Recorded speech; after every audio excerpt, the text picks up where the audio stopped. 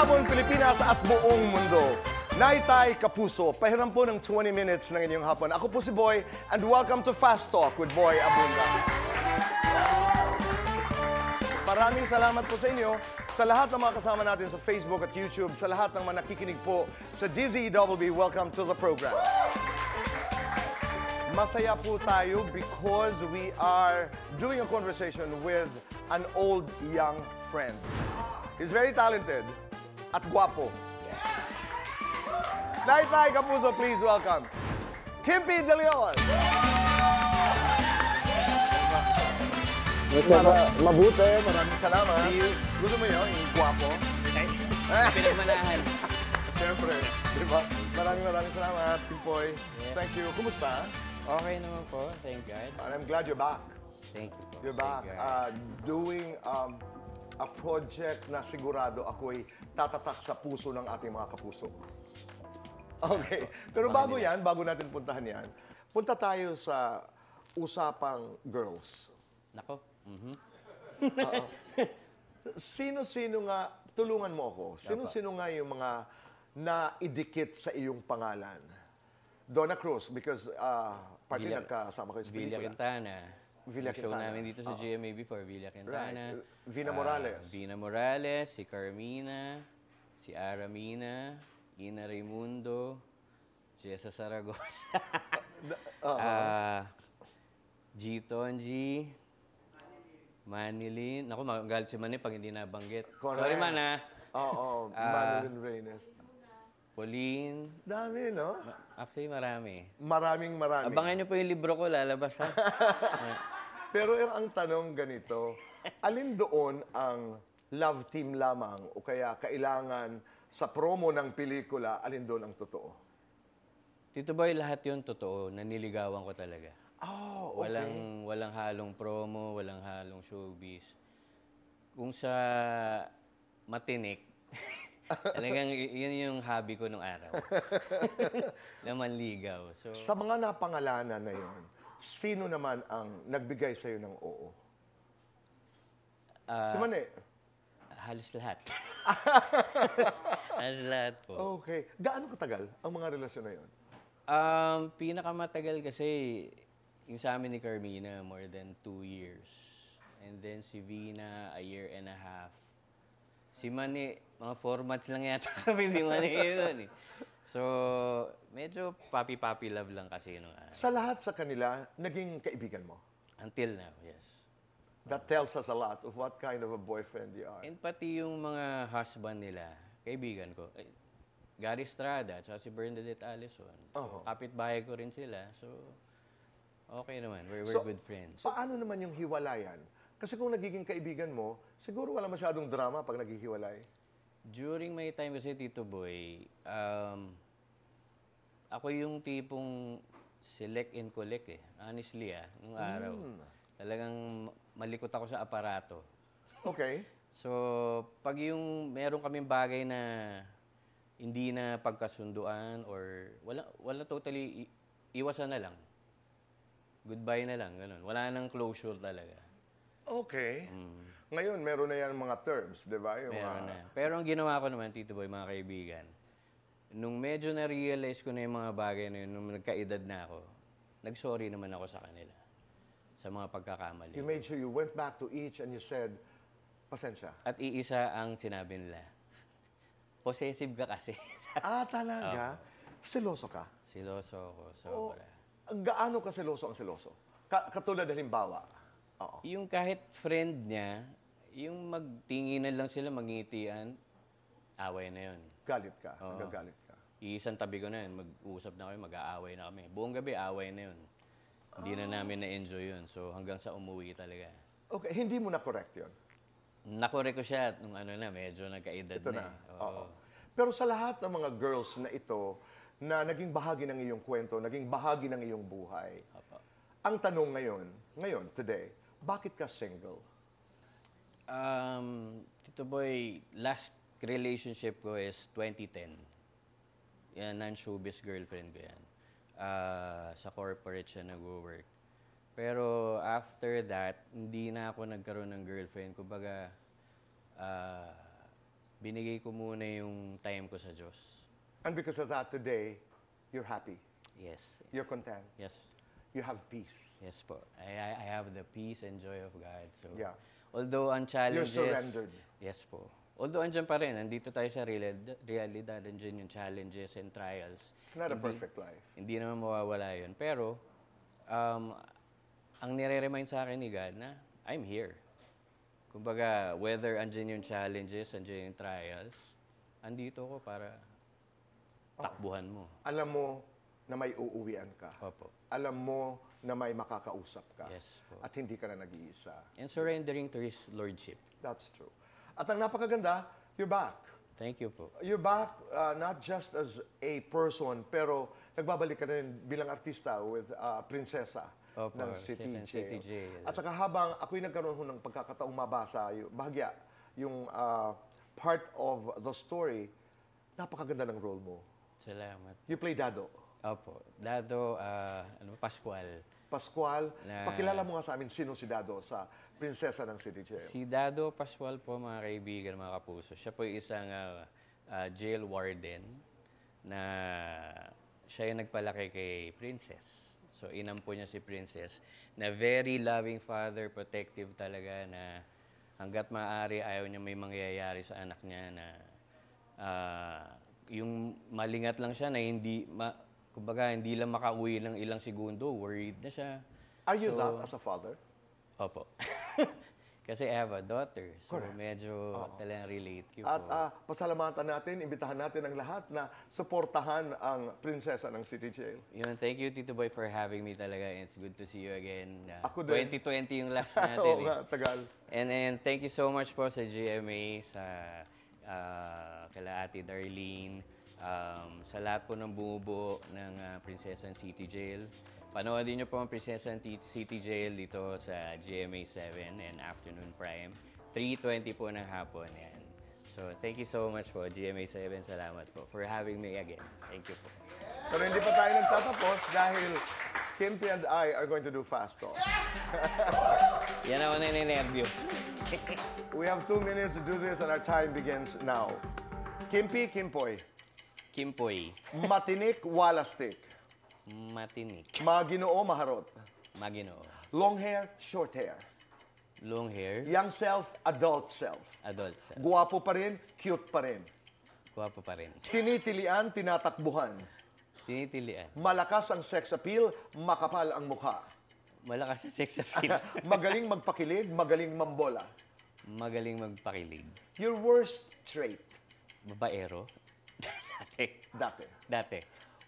Ako ang nagdugtong. Your biggest asset. Baka Diyos. Ugaling naman na kay Daddy Joey. Pasinsoso. Ugaling naman na kay Manny Daya. Grounded. Humbled. Artistang nambasted sa'yo. Sunshine Cruz. Maganda yon. Artistang natorpe kang ligawan. Wala. Guilty or not guilty, kinabahan habang papunta dito. Opo, kinabahan. Until now. Guilty or not guilty, may niligawan ng sabay. Meron. Guilty or not guilty, may ginawa ng sabay. Guilty. Guilty or not guilty, pumasok ng lasing.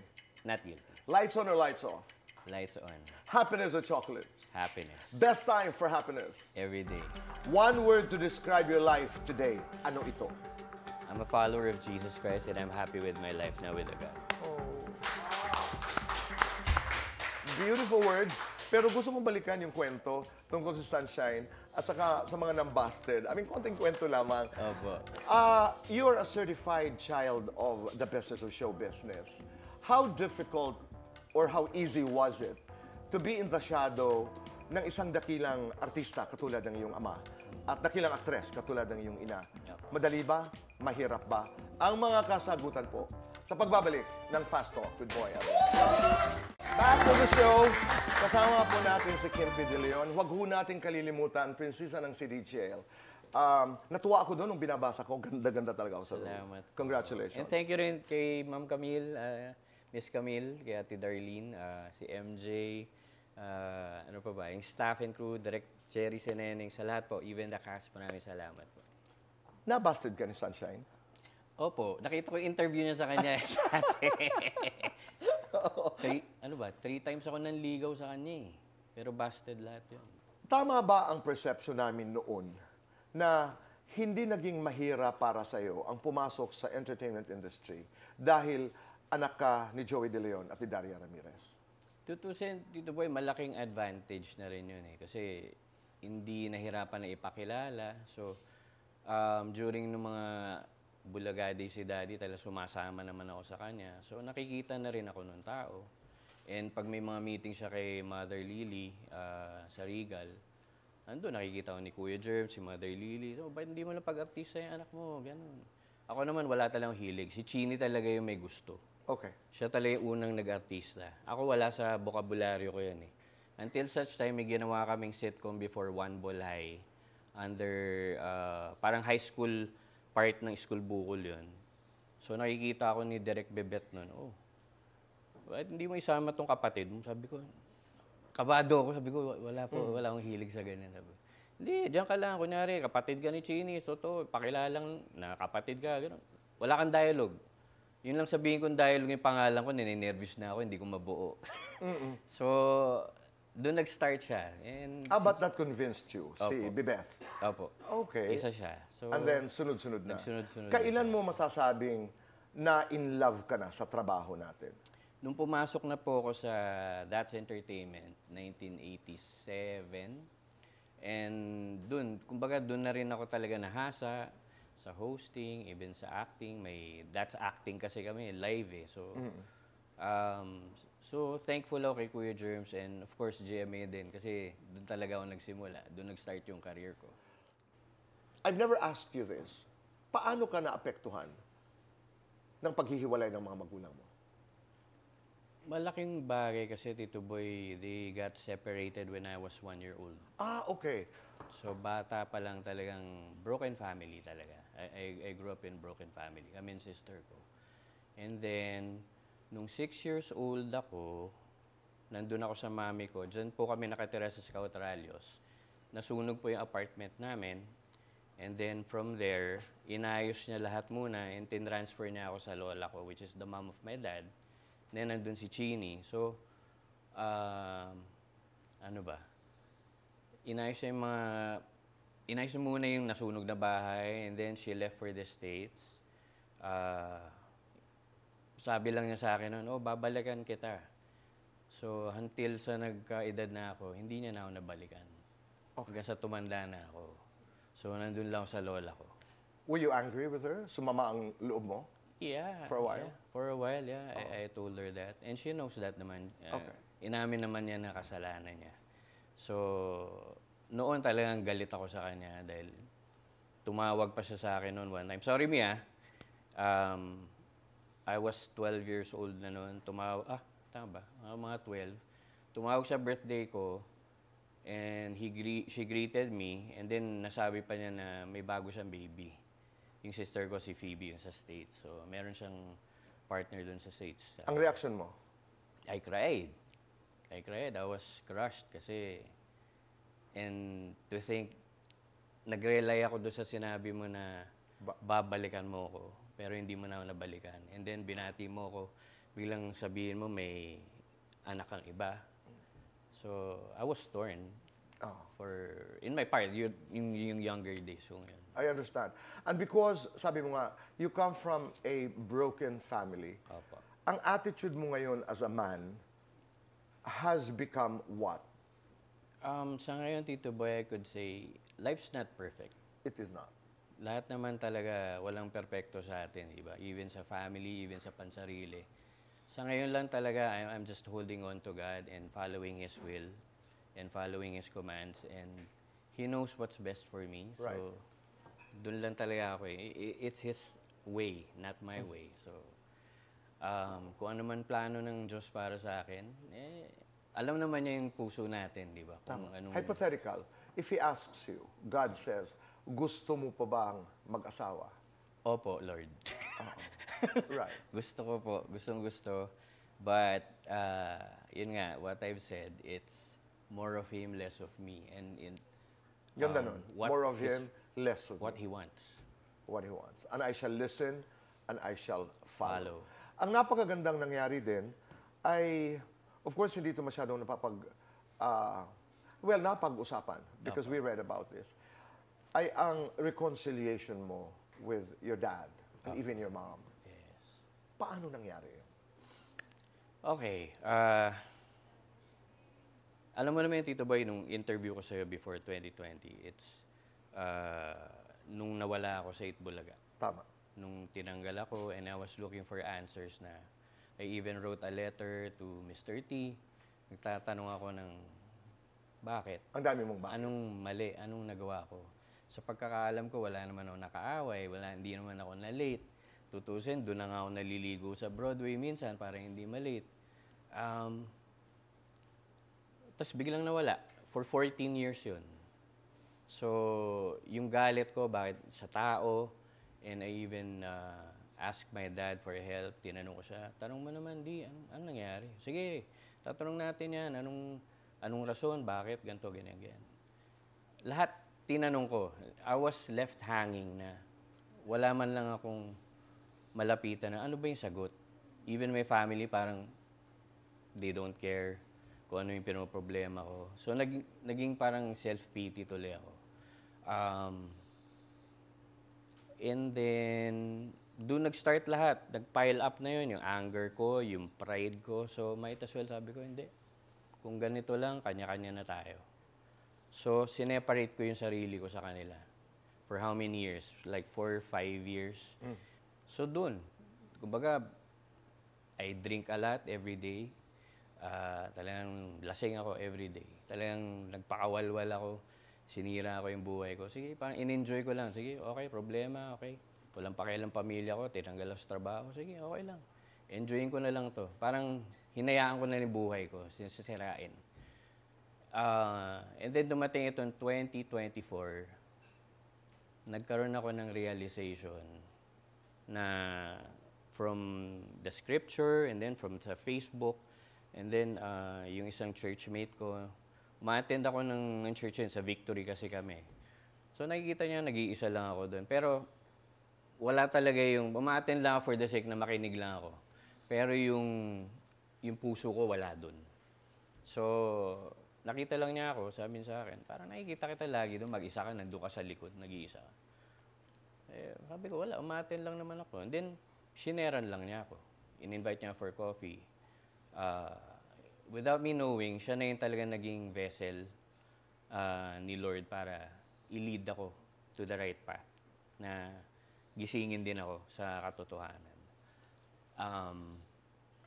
After that, siguro 5 hours kami nag-usap, kwentuhan, kumbaga nag-testimony ako sa kanya. I was even crying. Kumbaga, siya yung nasabihan ko. Instead of family na hindi ko man matakbuhan o masabihan, siya yung nakinig. Siya yung naging instrument na para makinig sa akin. Okay. So, iyak sa kanya, sinabi ko't lahat. Then, doon na nagkaroon ako parang nag-share na sa akin ng mga verses para magkaroon ako ng realization. So, yun na nga. Doon na nag-start. Sabi ko, Lord, if this is your will, sabi ko ito in 2024, ibibigay ko na lahat sa ito. Kung ano may pinagdadaan ako, I surrender it all to you. It's not me anymore, it's you, more of you. Just lead me, guide me, and ask for the Holy Spirit to flow upon me. Kung saan mo dalhin, sige, kasi ikaw ang nakakaalam eh. Okay. Ikaw ang creator ng lahat eh. Okay. So, just lead me, I'll follow. So, it happened. You were in Pasig, according to the narrative, around the area, na malapit sa bahay ng dad mo. Opo. How did that reconciliation happen? Was that a spur of the moment na pupuntahan ko ang tatay ko? Well, before that, Tito Boy, nangyari kasi sa akin, yun, sa scripture. Kasi, sa akin lang sa akin po, kung babasahin niyo po yung Bible, God speaks through His Word talaga sa atin Andun talaga yung kakausapin ka niya. Hindi ka man niya kausapin ng ganito, pero by the Holy Spirit, He's going to speak to you through His Word. So, lumalabas sa akin almost every day na yung reconciliation. Even sa church, about reconciliation, ganito, restoration. Sabi ko, Lord, ano ba to? You're telling me something to, about this reconciliation, naiisip ko agad daddy ko. Then, yung friend ko nga nagde-disciple sa akin, bro, sabi niya, it's time. Lapitan mo na yung dad mo. Sabi ko, hindi. Ayokong pangunahan si Lord, sabi ko. Kung kailan, malalaman ko yun. It happened, by the grace of God, June, nung panahon ng Father's Day. Doon nag-manifest sa akin, parang, sabi ko, Lord, just give me the courage and strength na harapin si Daddy. Kung pagalitan ako, tatanggapin ko. Sigawan man ako sa harapan ng tao, okay, tatanggapin ko. I'm doing this for my dad and for you, not for myself. Ang gusto ko, maging maayos na kami, mag-reconcile kami. It happened. So, pinuntahan ko siya sa Itbulaga, Father's Day. Si Daddy, nakaupo dun sa audience, he was holding the mic. Sabi ko, Di. Umano pa ako. Sabi ko, Lord, ikaw na to ha. Sabi ko, eto na. Di. Tapos gumano lang siya, reaction niya parang, oh. Yung tono ni Daddy, oh. Kimpi. Ako sombrero, si Kimpi to. Oh. Total silence, wala siyang sinabi. Lumapit ako, niyakap ko nilang. Happy Father's Day, Di. Sabi ko, binati lang kita. Sinadya talaga kita. And then sabi pa nung floor director, sir, bubuto na yung camera sa Daddy. Oh, hintayin na lang kita sa likod, sabi ko. And doon, lumabas si Daddy, hindi niya tinapos, hawak niya yung mic. Binigay niya yung mic niya. Hindi niya siya bumalik. Oh, sabi niya, ginagawa mo dito? Sabi ko, may promo ka ba? Ganito. Sabi ko, hindi, wala. Sabi ko, sinadya lang talaga kita. Binati lang kita na Father's Day kasi Father's Day ngayon. Wala na akong ibang inisip Tito Boy that time na hindi ko nabanggit yung problema kahit siya. Kumbaga, nangyari na lang bigla. By God's grace na, kwentuhan lang kami, casual na kwentuhan. Hanggang sa natapos yung show, hindi na siya bumalik. Hinatid ko siya sa kotse. Nung sumakay na siya, bigla siyang bumaba ulit. Gumanyan lang siya sa akin. So, doon pa lang, parang naramdaman ko na okay na. Sorry po. Okay na tayo. Kalimutan natin kung ano yung nangyari. So doon ko lang naramdaman yung connection ulit na salamat po na andun yung connection namin ulit na salamat. Kundi puro pasasalamat lang sa Diyos. Dito boy, binabanggit ko, Lord, salamat po, Lord. Ikaw to, hindi ako. Ikaw ang gumawa ng way. Because your timing is perfect, sabi nga. So, iyakap ko, sabi ko, I love you, Di. Thank you, sabi ko. Basta, kita pa rin tayo, sabi niya gano'n. Sige, sabi ko, bisitahin pa rin kita dito, sabi ko gano'n. Anytime, wala pa naman trabaho. Sabi ko, bisitahin kita. Sige, dalaw ka lang anytime. Nung umalis na siya, I was really crying in my car. Dasal lang, sabi ko, Lord, nothing's impossible with you. Everything's possible talaga. And then, a month after, September came, birthday ni Tita Eileen, ni Chini, ni Jokas, yung sister ko. In-invite nila ako to have a lunch with them. So, pumunta ako. Hindi pa ako makababa kasi yung hiya ko na first time ko ulit aapak dito sa bahay nila Daddy. I don't know kung ito naman kakaharapin ko yung buong pamilya ko. Anong reaction, anong welcome maigagawa. So, sabi ko, yun pa rin. Sabi ko, Lord, I'm just relying on you. Sabi ko, keep me humble. It's about humility. So, nung pagpasok ko, sabi niya, casual din. Ganun, basta, ganito, ganyan. Hanggang sa umiyak na yung Tita Eileen ko, si Joka. Sabi ko, ba't ka umiyak? Tagal mo kasi nawala, kuya. So, nung pala, sorry na ako sa lahat. Sabi ko, sorry, tita. Sorry din. Lahat kami nagkapatawaran. And then, nung ina-arrange na nila yung cake para i-blow yung cake, tinawag ako ng daddy ko. My dad, alam niyo ba mga kaibigan, very generous po. Thankful ako sa tatay ko. Very generous kahit wala kang hinihiling ibibigay niya kahit hindi mo kailangan.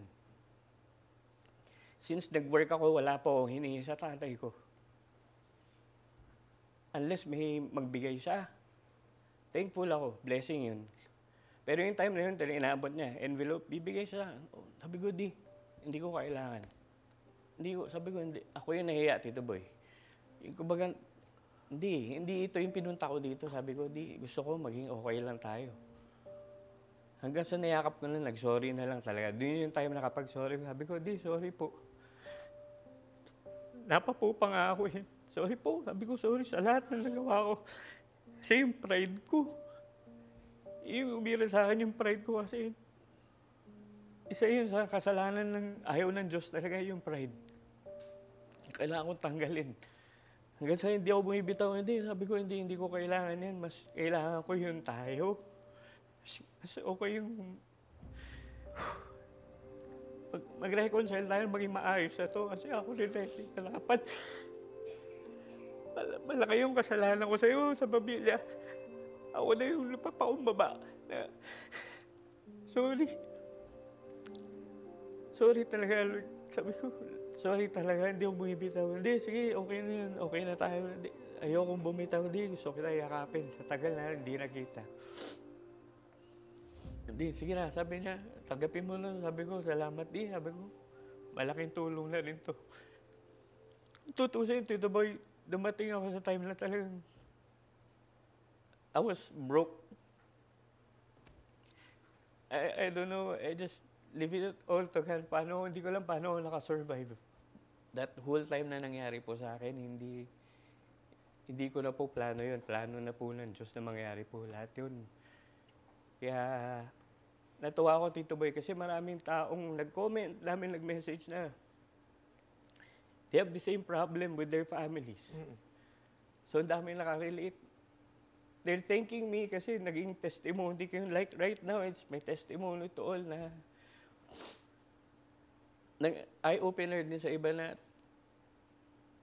whether kung sino man po may kasalanan, tatay nyo, nanay nyo, it doesn't matter anymore. It's about, or ako, it's about forgiveness and humility. And nasa loob po ng Diyos yan, love your father and mother. Obey them, di ba? So, sa akin, hindi ko na po inisip kung iniwan ako ng nanay ko dati, tapos naging hindi kami okay ng daddy ko. I'm just thankful kasi nangyari yun kasi I've learned. Nag-mature ako sa thinking and even yung belief ko sa Diyos, yung nirely ko lahat sa Kanya, pinagkatiwala ako na kinlaro niya yung pag-iisip ko tsaka yung buhay ko ngayon. So, I owe everything to Him talaga. Kumusta kayo ng dad ngayon? We're good. I love you. Alam mo yan.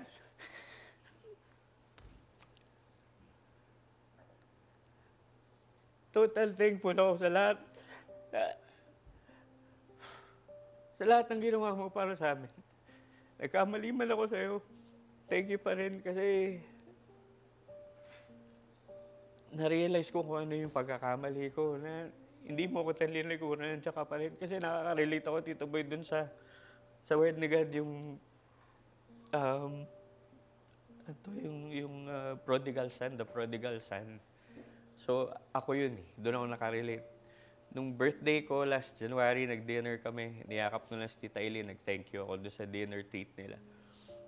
Sabi lang sa akin ni Tita Eileen, alam mo ba yung story ng prodigal son? I cried. Sabi ko, ako yun.